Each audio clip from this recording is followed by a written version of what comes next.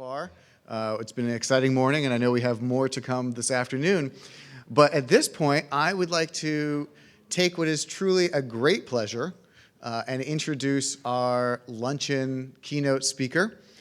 We do a lot of events here at SMU and at the Center for Presidential History, and that means we do a lot of introductions. But my favorite introductions are when we get to do that special thing, which is introducing one of our own. Because our speaker today is one of our own, Professor Ed Countryman, who is, as you all know, a brilliant scholar and an excellent teacher. In fact, such a devoted teacher, I saw him this morning teaching, which is unusual because most people, I think, truth be told, let's all face facts, truth be told, if we had the opportunity to go to a conference that we were speaking at and not teach, we might just take that class off, but not Ed. Ed showed up to teach, and I also just want to mention on a personal level, since you know his resume, you know he's one of the country's leading scholars of the Revolution, you know that he has spent his life studying not only the Revolution, but its important legacy in terms of race and the way that we understand American society today. You know that he is also a Bancroft Prize winner, but what you may not know is that his reputation is one of the things that drew me to SMU, because when I first told people 4 years ago that we were thinking about coming here, the response that I got, not once, not twice, but more than a dozen times was, well, that must be a hell of a department because Ed Countryman is there. And I found that to be absolutely true, and his draw absolutely worthwhile. So if you would please join me in welcoming my colleague and good friend, Ed Countryman.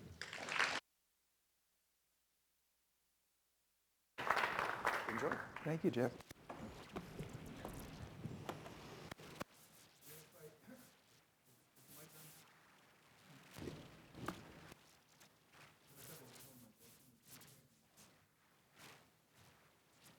Good.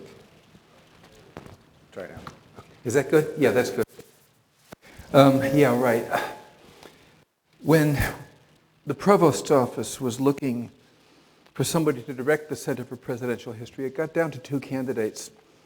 And there was no question in my mind that Jeff Engel was the person that I wanted to come. And so if he could pay me a compliment, I'll pay him a greater compliment that he and Tom Nock and Ronna Spitz have done an amazing job in creating this very vibrant intellectual center.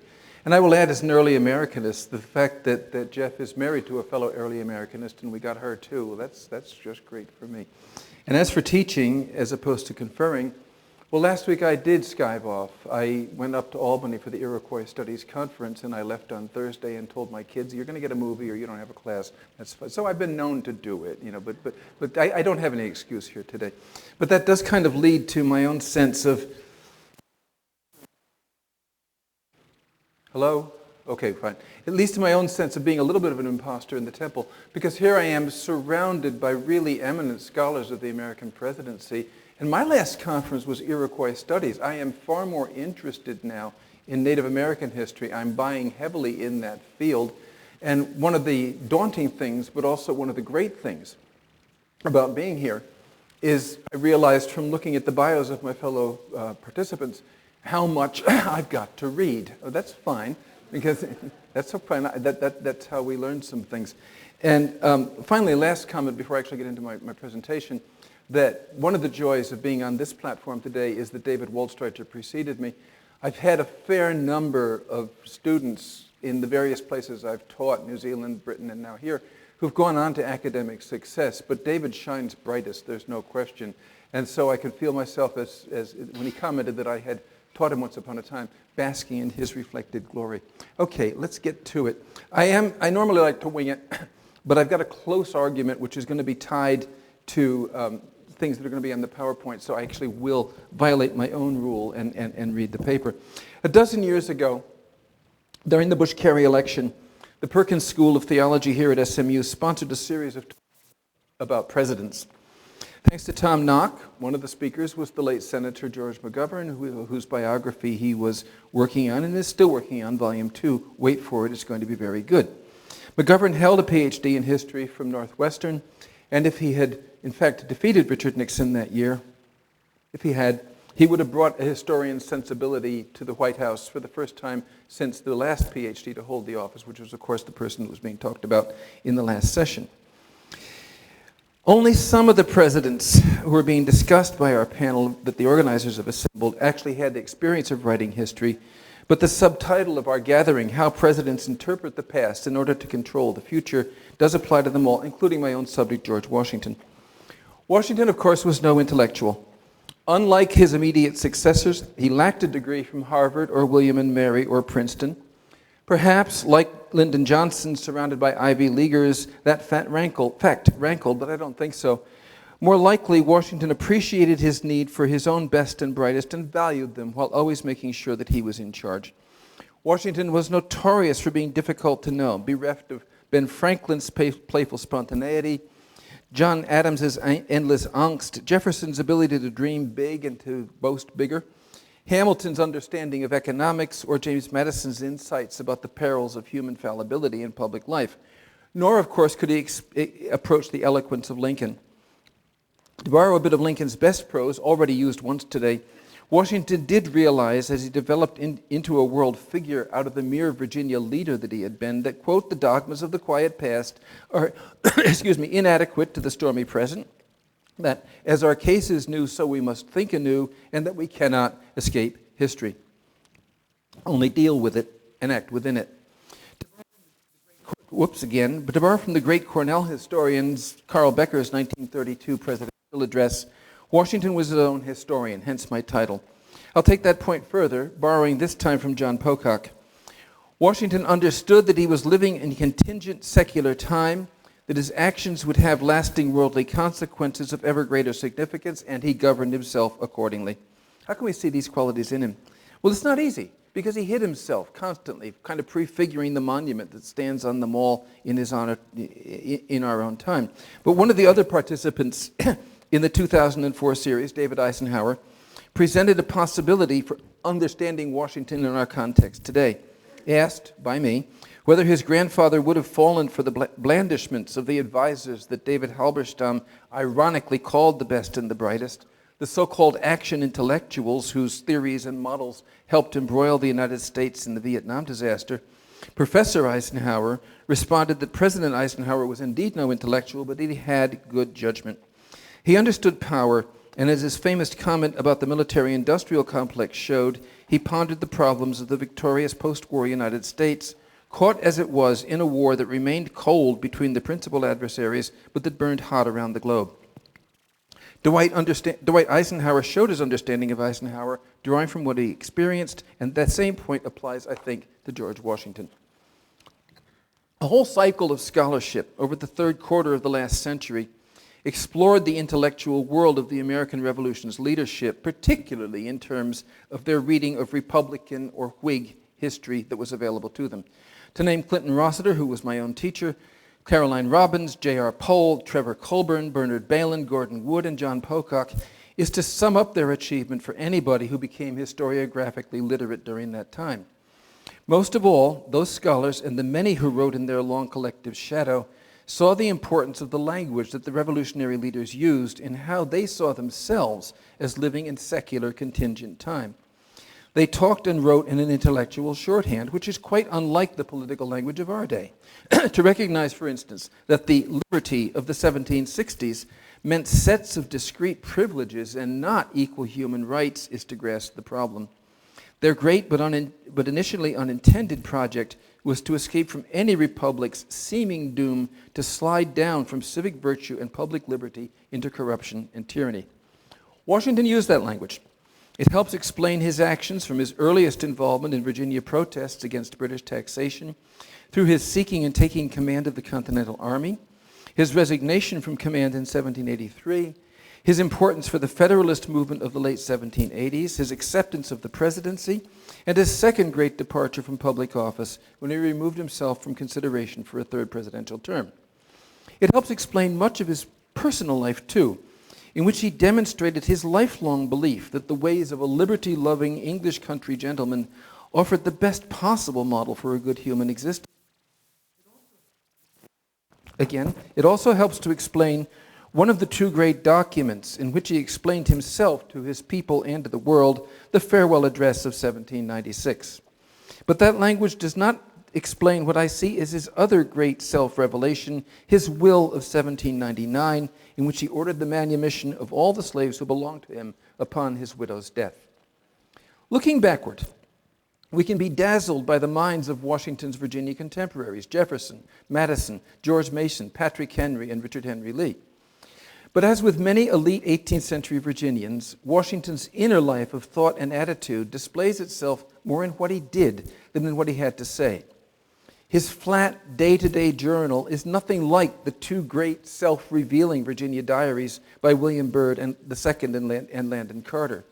He read books and pamphlets but did not write them. He voted for resolutions but did not propose them.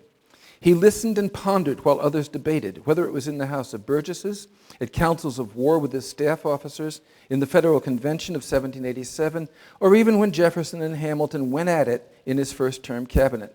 And then he would decide what to do. As is well known, a few people, his library contains far more about agriculture than about history. I was really struck when I surveyed the titles by a book about bugs, spelled with 2 G's. It holds very little of the anti-monarchical Whig history that historian Trevor Colburn found in college and society libraries, among booksellers, and in the holdings of individuals. He did possess many volumes on the American Revolution, and a few on its French counterpart, including both Edmund Burke's criticisms and British historian Catherine Macaulay's defense of the French events against Burke. He knew and corresponded with Macaulay, who had been his guest at Mount Vernon, but he did not possess her monumental, politically oriented history of England. Washington had books of discovery, on American and biography. He had 2 studies of Frederick the Great. He had Gibbon's Decline and Fall of the Roman Empire and Adams Ferguson's History of the Progress and Termination of the Roman Republic. He also, for the record, owned 3 copies of Don Quixote, one in Spanish, as well as other people that were just plain belletristic. He had a small collection on slavery, which will figure today, including pamphlets that he had bound together and clearly read with interest, and others that he left uncut and unread. But one searches in vain in the catalog of his library for the staple 18th century figures of Republican historiography who lined the shelves of Jefferson and Adams. Instead, his historical awareness shows in his ever greater sense that he was living in time within a developing and distinctively American context, and that his actions would change time's course. The artifacts of his life show that point more clearly than what he might have read. Consider Mount Vernon for a moment. It displays his sense of how 18th century English country gentlemen dwelt, but it only imitates such a gentleman's manor house, built as it is of rusticated wood rather than stone, and representing wealth from slaves, not tenant farmers, and from speculation in land that Indians had every right to believe was theirs. Its Englishness is a veneer. Or consider how the ways he displayed himself present a history in objects of his own growth into an awareness that fortune had placed him among the major shapers of history in his time. Artists created those portraits, most notably Charles Willson Peale, John Trumbull, Edward Savage, and Gilbert Stuart. But with one exception among the ones I have in mind, Washington either commissioned paintings or responded to requests that he posed. After fame came to him, engravers copied the originals and invented images of their own, turning the living man into an icon, but also presenting capsule versions of his story, which came to stand for his people's history. He could not control the engravers and copiers, but it's safe to assume that he did approve how Peale, Savage, and Stuart crafted his image. I think he would have approved what Trumbull did as well, could he have seen it. Washington's earliest portrait, done by Peale in 1772, is charming in its naivete. It shows an untroubled man who had gone about as he could expect in Virginia provincial life and who could afford Peale's commission. It might be one more portrait of a satisfied colonial of the sort that Benjamin West, John Singleton Copley, Trumbull, and Peale himself traveled to England to transcend. But Peale had just returned from England when he visited Mount Vernon, and while he was in West's studio, he had to have seen the older artist working on one of his great achievements, The Death of General Wolfe, completed in 1770 and shown to great acclaim.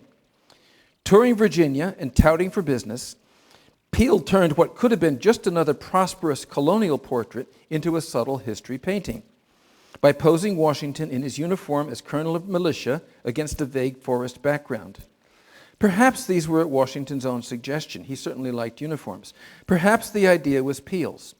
Either way, they called up how a callow, youthful, inexperienced Washington had launched the global war that culminated in Wolfe's death when he blundered into a firefight near modern Pittsburgh in 1754.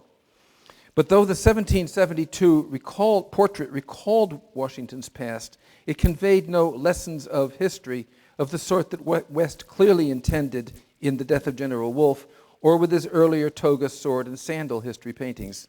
This Washington was not for public display. It would simply hang at Mount Vernon. Peale's second Washington, done in 1781, imagines him after his victory at Princeton in 1775 during the Revolutionary War's darkest moment. And it is a history painting in the grand manner. Now he wears the Continental Army's blue and buff with the epaulets of its commanding general. Fallen British standards are at his feet. He leans casually on the barrel of a cannon. His crossed legs and the way that he holds his arm on his hip convey relaxation and confidence. He knows he is a historical figure. Wolfe had died Wolfe had died in triumph at Quebec, but Washington had triumphed at Princeton and was very much alive. This was not a painting to decorate Mount Vernon. What's wrong with this stupid thing? Okay, fine. Through the figure of Washington, it offered a new history lesson to the world about the success of American arms, and it presaged a different kind of future.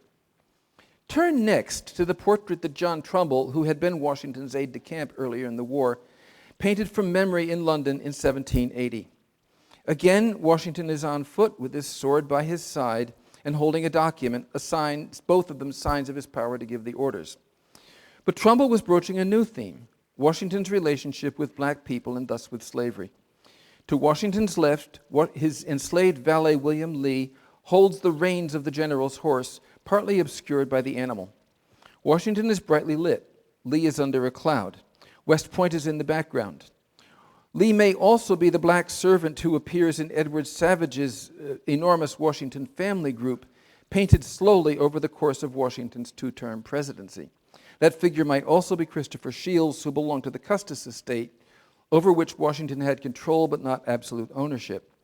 Whether the figure is Shields or Lee, he also is at the margin of the canvas and shadowed rather than central and fully lit.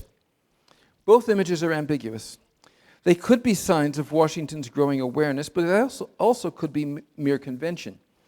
As art historians have shown, 18th century English imagery abounds with images of black men and black women, most notably Hogarth, because they figured strongly in his crowd scenes, emblematic of the dazzling confusion of London life, including its black community. When black figures appear in the images of great men and great women, their imagery is the same as in the Trumbull and Savage paintings, to the side of the main figure and clearly subordinate. Even Dido Elizabeth Bele, niece and ward of Lord Chief Justice Mansfield, whose 1771 decision in Somerset versus Stuart earns him a place in anti-slavery history, as David Walstreiter has shown, even she is placed behind his other niece and her fellow ward, Lady Elizabeth Murray, in their ambiguous double portrait, probably done in 1779. Trumbull and Savage might merely have been following English convention in their placing of Lee and or Shields with Washington. It might not signify anything. But in the context of Washington's own development, the portraits are at least suggestive.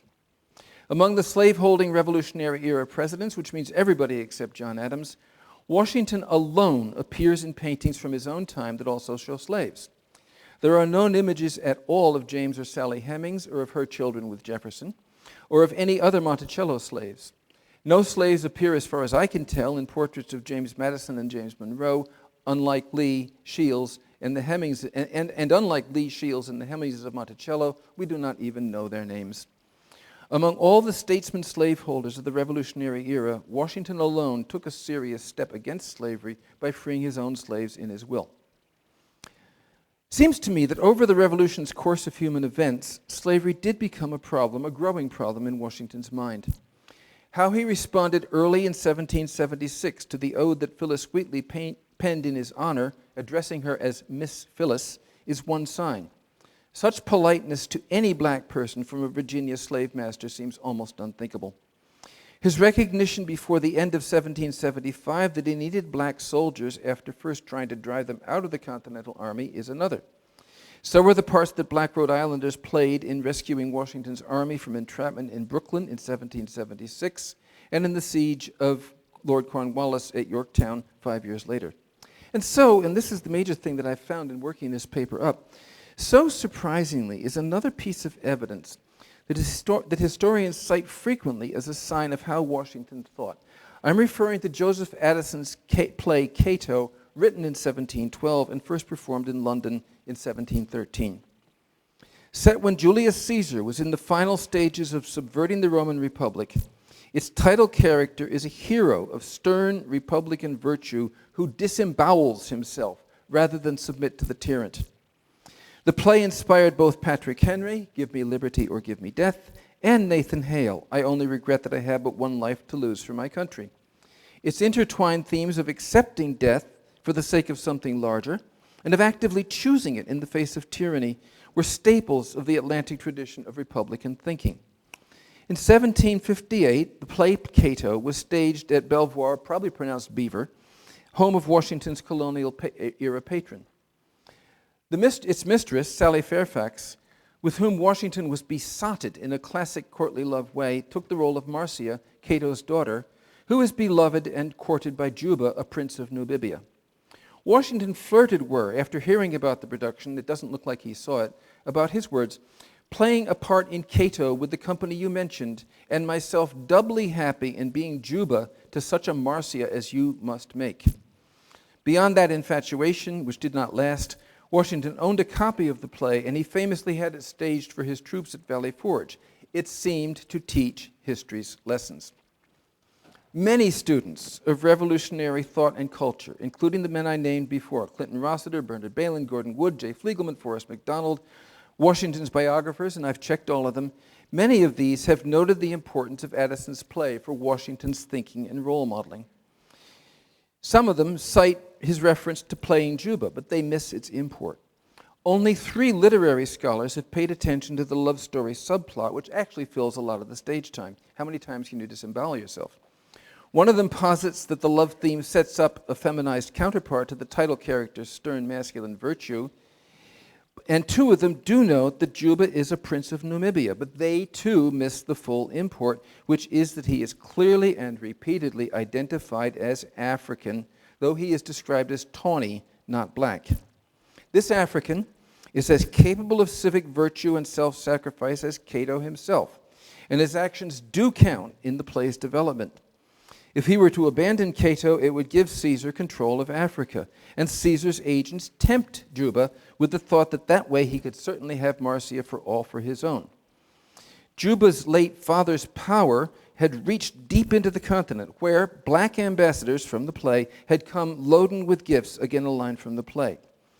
If those ambassadors knew Cato, Juba speculates, Africa's remotest kings would pour multitudes about him. Their swarthy hosts would darken all our plains, doubling the native horror of the war and making death more grim. Cato fully approves of Juba's courtship of Marcia, and they are united at its end. Here, performed openly on a makeshift Virginia stage, are any slaveholder's nightmares: a determined army of black men and an open, legitimate sexual union of Africa and Europe. Unlike Cleopatra's unions with Caesar and Mark Antony, Juba and Marcia embody civic virtue, not corruption. Did Washington see this dimension in 1758? Most likely not. He was a young man in love. But when he had the play staged at Valley Forge, it was another matter. Doubtless, Washington wanted his soldiers to find inspiration in Cato's virtue. But the Juba and Marcia story pretends the violent reality of how slavery was to die very shortly during Washington's presidency as Saint-Domingue turned itself into Haiti. The youthful Washington was smitten with Sally Fairfax when he wrote those lines to her about playing Juba to her Marcia, and cast himself as her African lover. The mature Washington had slavery on his mind. Washington is alone in my final image of him, the one that's behind me, Gilbert Stuart's great Lansdowne portrait of 1796. He wears a sword, subtly calling up his military past, and he extends his right arm, betokening authority. A proclamation or bill lies on a table to his right for him to sign with the feather pen that is just beneath his extended hand. Behind him are an ornate chair reminiscent of a throne, 2 columns, and a red curtain pulled back to reveal the view through an open window, not upon the Potomac, as in the family group that Savage was completing at the same time, but upon the westward stretching republic and upon its future. Despite the sword, Washington wears civilian clothing. Even during his presidency, the living Washington still knew the value of his uniform. Savage painted him wearing it, and as historian Tim Breen shows, he donned it and mounted his white charger every time he entered a town during his national tours of 1791 and 92. This was history as theater, and he had been the star. He was conjuring up shared memories of the glorious cause that he had led and linking his generalship, now relinquished, to the office that he now held. But his black velvet suit and sword in the Lansdowne portrait are the costume of a gentleman, not a uniform. This costume is exactly how he presented himself to the small groups who came to his notoriously stiff Sunday levees during his presidency. Stiff or not, Stuart presented him as a statesman, not as a general, as the president, not as the commander. The image conjures up not the war, but rather how Washington had resigned his commission in 1783, which caused an astonished King George to call Washington the greatest man in the world. Nonetheless, the Lansdowne image reaches beyond dignity to present Washington as nearly regal. Stuart's Washington does not need elaborate raiment to establish who he is in the world. In fact, the mature George III did much the same, presenting himself as Peter Brown portrayed him in 1798 and as Peter Edward Stroeling did in 1807 as simply the first gentleman of England. How regal, then, was George I of America? Accusations of quasi-monarchy arose in the intensely partisan press of Washington's second term, and if there is truth to them, one possible model existed. Viscount Henry St. John Bolingbroke's idea of a patriot king, first published in London in 1738 and available in an American imprint from Benjamin Franklin's Philadelphia printing house by 1749. At first glance, Bolingbroke's idealized prince, who is the protector of his people's liberty, offers a plausible model for Washington's self-presentation, both in the flesh and in the great character-portraying portraits. Stanley Elkins and Early McKittrick suggest that the fit was deliberate. Bolingbroke's description of what a British king ought to be and do fits perfectly with other images from the Revolution, too. It fits with Thomas Jefferson's agonized, last-ditch, defiant advice to George III in 1774 on the king's duty to respect and protect the rights of his subjects in British America. It fits with Alexander Hamilton's 6-hour speech at the Constitutional Convention, arguing the need for a lifetime monarchy and life peerage. It fits with John Adams's clumsy attempt to create titles for the new federal offices, His Highness, the President of the United States and Protector of their Liberties, and with Richard Nixon's brief attempt to put Ruritanian uniforms on the White House guards. I'll leave that behind. Let's go back. Most recently, Harvard political scientist Eric Nelson has argued that rather than rejecting kingly power, the revolution created a new monarchy in America in the form of the presidency. Without doubt, Washington read Jefferson's Summer Review. Some of its argument appears in the Fairfax County Resolves of 1774 that he apparently co-wrote with George Mason. But the resolves contained no reference to Jefferson's call on George III to be a good king.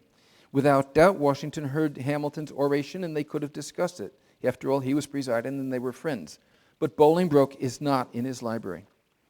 What I'm trying to suggest by this run-through of evidence that might not be linkable at all, and I admit that all of it is ambiguous, is that Washington indeed possessed a strong historical consciousness, which he drew from realizing that fortune had assigned him the premier role in historical events that would have astonished his callow, fawning, youthful self, hungry for British recognition, or his midlife provincial self, satisfied enough with how things were if only the distant ministry would cease its foolishness about parliamentary taxation.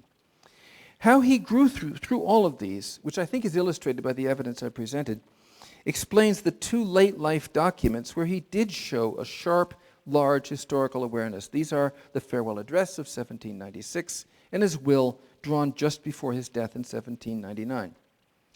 The dominant themes in the Farewell Address are invariably the problems of political power, the danger of domestic insurrection, and the difficulty caused by foreign entanglements.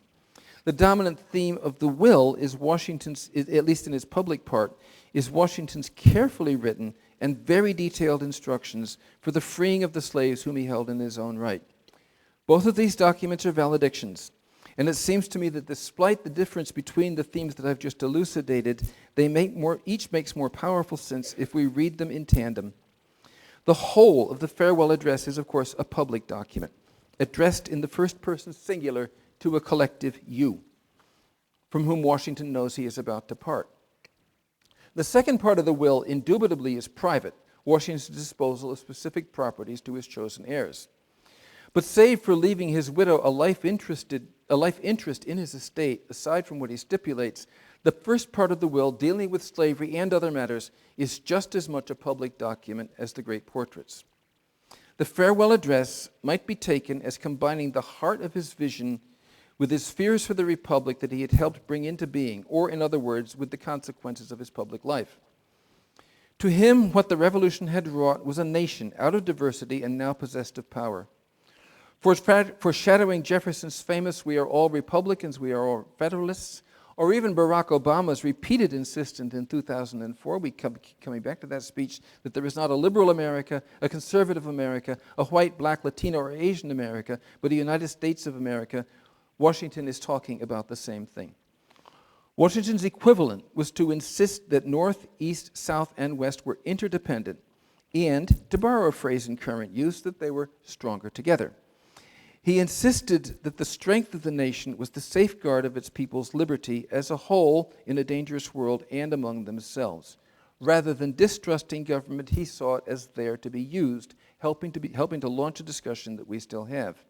He downplayed religious differences, perhaps summing up the distinction that he had drawn back in 1791, when he pointed out the difference between mere religious toleration, which the Revolution had left behind, and unquestionable religious liberty, this in a letter to the Jewish congregation in Newport, Rhode Island.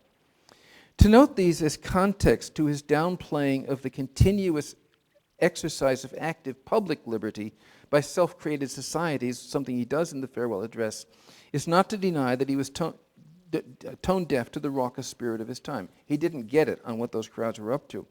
But it is to locate what he said against his understanding of the American republics, or any republics, inherent instability, which was the central understanding and the primal fear of the whole Republican historical tradition.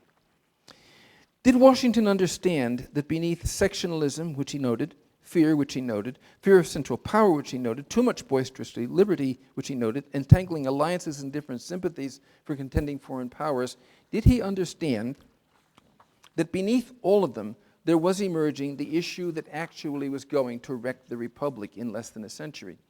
He may have done so.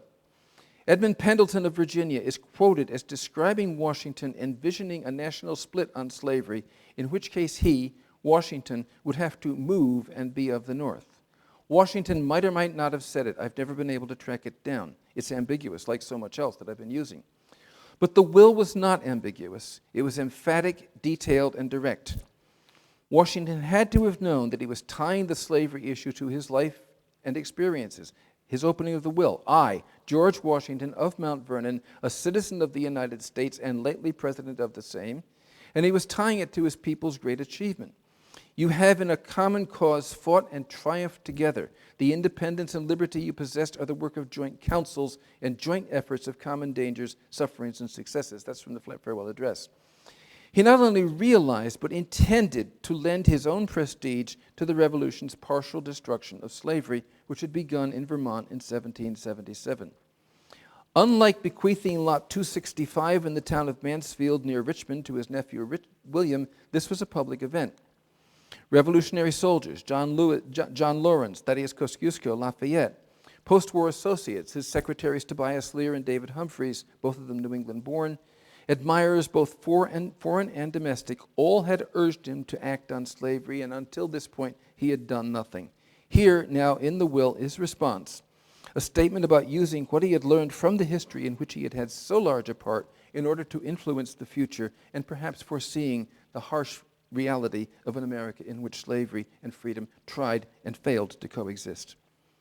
The slavery directive fits, I think, with what followed immediately in the will, 5 separate requests to foster education for the sake of inculcating virtue. He had raised the question of public virtue in his farewell address, linking it vaguely to religion and morality. Now he was more specific, addressing not a loose sense that dissipation was bad, but rather his fears about dissolution, particularly in what he had to say about, and now I'm going to quote him extensively, the establishment of a university, which he capitalized, in a central part of the United States, to which the youth of fortunes and talents from all parts thereof might be sent for the completion of their education in all the branches of polite literature, in arts and sciences, in acquiring knowledge in the principles of politics and good government, and, as a matter of infinite importance in my judgment, his judgment, by associating with each other and forming friendships in juvenile years, be able to free themselves in a proper degree from those local prejudices and habitual jealousies which have just been mentioned, and which, when carried to excess, are never-failing sources of disquietude to the public mind and pregnant of mischievous consequences to this country. Here, in the national university that he wanted to see take shape, and of course never has, a youth educated in a national, not a state setting or local setting, would find an equivalent to what Washington had found among his fellow officers of the Continental Army. He remained an elitist in view of how this education ought to operate, but so really was Jefferson in his vision for the state-centered University of Virginia. Slavery's destruction was going to be long and hard, beyond any difficulty that Washington could have imagined. There still is no national university. Both the fate of historian Gary Nash's proposal for national standards for teaching history and the disastrous antics of the Texas State Board of Education suggest how far Washington's vision remains from modern reality. Without doubt, George Washington drew his understanding of history on lessons that he had learned from books, although he owned and read far fewer than his successors in the presidency and his associates in the revolutionary leadership. Without doubt, he drew on conversations about history with people who read more than he, most intriguingly Catherine Macaulay during her stay with him. His actions in stepping down from command and then from high office, his self-presentation, his understanding that he had to make it all up as he went along, and his two deeply personal late-life statements all are in accord with the civic humanism, including its understanding of history, in which he and his fellows were steeped. But he grew on the slavery question and on the question of national identity, and he transcended his fellow Southerners, I think, on both. Ultimately, George Washington was his own historian, interpreting the past that he had made with the hope of guiding the future of what he had made and going beyond anything that the actual historians of his own day had to teach. Thank you.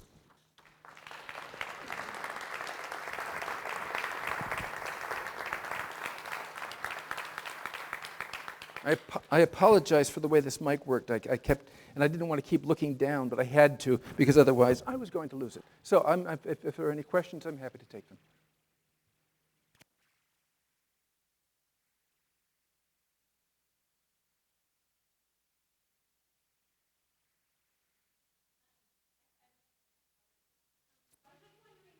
Could you use your mic?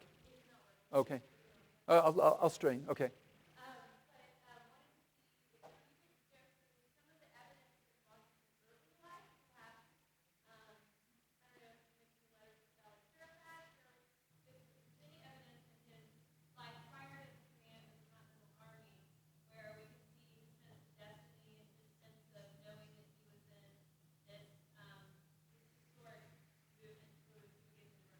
When did he develop messianic consciousness? Something like that. The earliest evidence that I can think of that's unambiguous is when he showed up for the Second Continental Congress in uniform. I mean, he clearly was advertising himself as a possible person for the job, and he ended up being the right person for that job. Before that, he certainly knew who he was all along. I mean, he knew he was an important person. He had a strong sense of his own presence. That's true, I think, even in the earliest portrait that I used. But I don't see him as much more than just another provincial Virginian until he found himself thrown into the center of events. I mean, certainly plenty of people in Virginia, Maryland, and everywhere else were actively protesting against what the British were believed to be up to, establishing an absolute tyranny over these states. And he was in that, there's no doubt. But I don't know of anything before his arrival in Cambridge to take command of the army that really suggests he's reaching beyond being a Virginian. So I don't see that sense of the inevitable man that some other leaders, eventual leaders of other revolutions have had. And let me take that just a little bit further. I mentioned a little bit about his conduct of the army, and I suggested that in his prescription for a national university, he wanted the youth of the new republic, now at peace, to have the same kind of experience that he and his fellow officers had had at the center of events rather than serving at the state level or in the militia. Well, that would speak again to the point that as soon as he gets to Cambridge with the commission that he obviously wanted, he begins to grow. But that's, I think, when the growth begins.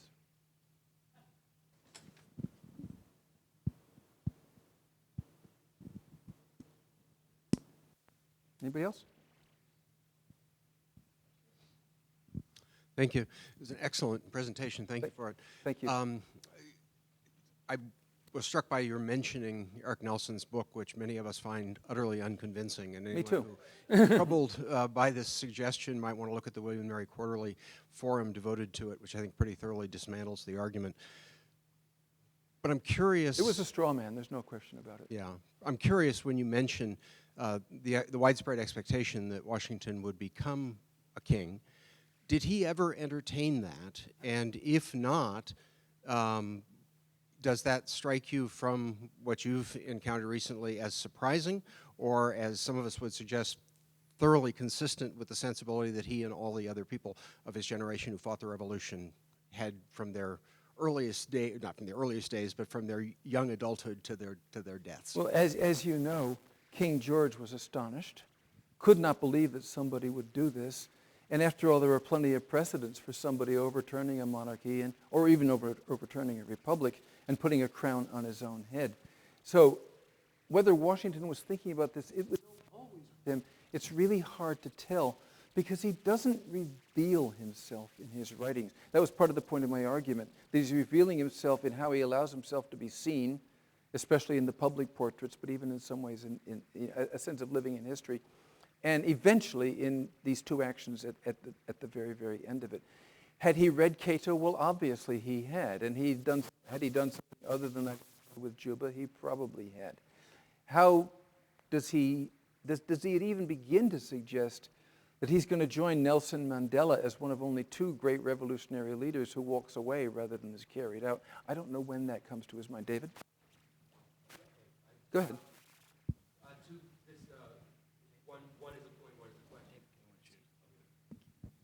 So Cato walks away, and that's the thing that some of the earlier commentators got right. That as opposed to Caesar, and so this leads to my question: how much does it matter that Cato was a history play, and does it matter that some classical scholars and people who study classical reception now are arguing that the classics had this subversive aspect to it, that the neoclassicism brought aspects of history and issues back into the conversation, as opposed to being something that was just used to make points that people wanted to make and was derivative, that it actually had subversive possibilities. So that, I guess what I'm asking is, are we seeing in the way that Addison brings the question of Africa back in to the conversation a lot earlier than we would expect, and a lot earlier than maybe even Washington wants or believes when he's first playing with it?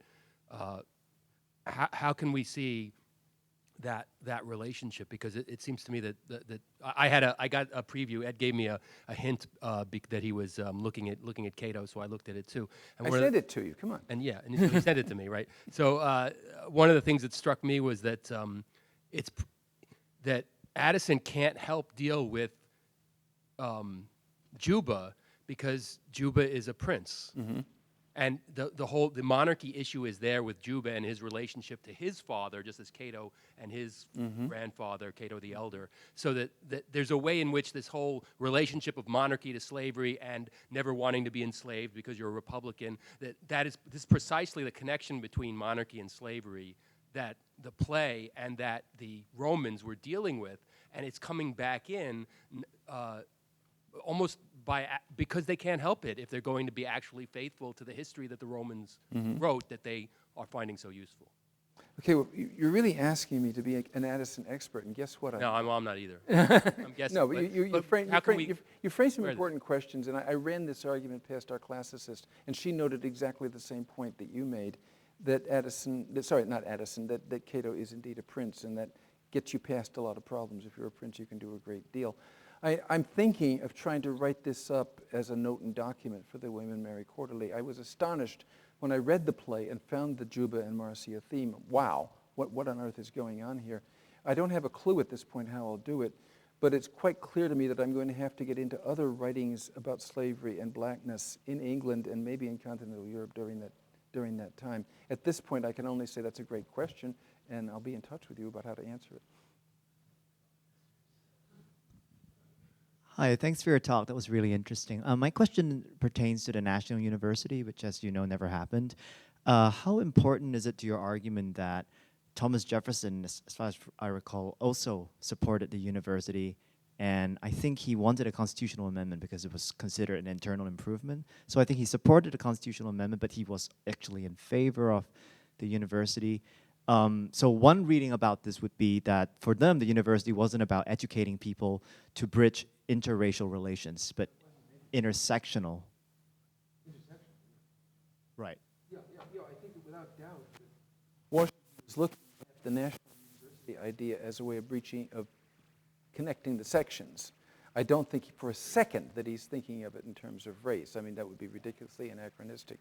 I was putting in a slight dig at the alma mater of the person who's sitting right next to you, which was conceived by its founder as being intended to establish a place for Southern gentlemen to learn Southern values. Okay.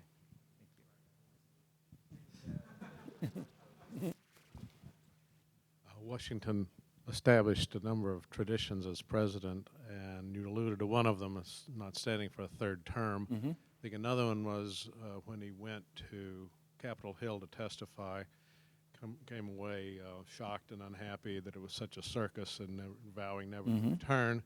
Can you think of other examples of traditions he established that we still have?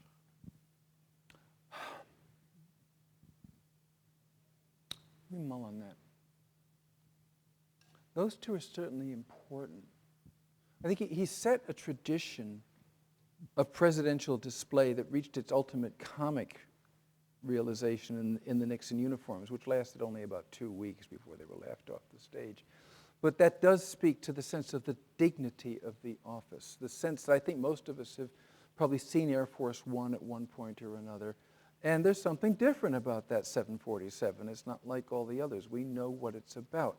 So Washington is launching, and knows he's launching, an office that is going to require dignity, but that it's not going to require the idiocy that Adams had in mind by establishing fancy titles. In a very rare fit of good taste, the House of Representatives vetoed that. He got it through the Senate. So that would be a second point.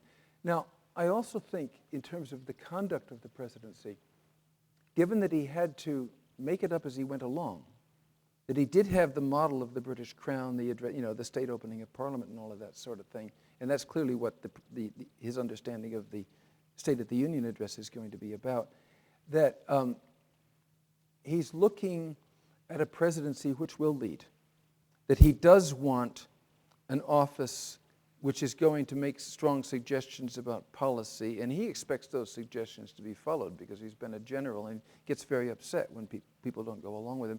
So he's not looking at a passive, inactive presidency where a person is simply there to sign bills and while away the time. And on that count, okay, this takes it a little bit further. The very word president takes on its capital P meaning, I think, during and because of the Washington presidency. Because when Pennsylvania, and let me think, what others? I think North Carolina, a couple of other states, abolished the officer of governor because that has connotations of royal authority.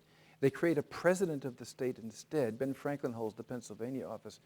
This is really envisaged as somebody who will just preside, who will see to it that things get done, but who will not have the leadership role that we expect now of a presidency, of anybody in the presidency. I think Washington has a lot to do with getting that underway. And Jefferson, I think, to a fair extent, rejects that, although when the chance to buy Louisiana comes along, he, of course, has to act on it. When we talk about a president's program, I think that Washington, in some ways, can be seen as the start of that. On the question of the temptations of monarchy, do you know if Washington was familiar with the story of the Roman citizen who left his farm to become the commander of the army and then of course, went back to his farm, Cincinnatus, I believe it was? Yeah. I just wondered if that, was... Yes, that would have been on his mind. As you probably know, excuse me again, as you probably know, the officers of the army tried to set up the Society of the Cincinnati. And it was going to be a hereditary society. It still does exist. It is still hereditary. But it was a great outcry against the possible establishment of an emergence of a new aristocracy. He was initially the national president, but he had enough sense to distance himself from that. One more question regarding the fact that George Washington didn't turn into a monarch. I mean, he didn't have any sons, right? So I'm sorry, I'm not able to hear very well. Oh, I'm sorry. Oh, I was saying one more question regarding the monarchy question. George Washington didn't have any sons or children. No, he didn't. Well, so if he, hypothetically, if he had chosen to make himself a monarch, he would have a very hard time just a couple decades later. Am I right? Well, yeah, he would have. Of course, I mean, it's a might have been, but there were no children of his own body, only Martha's children, and they're not descendants in the strict sense, so there wasn't any question of passing it on. But the contrast that's always in my mind in the American context is with Agustín Iturbide, the Washington of Mexico, who tried to become the Emperor Agustino I, and it was a bad joke.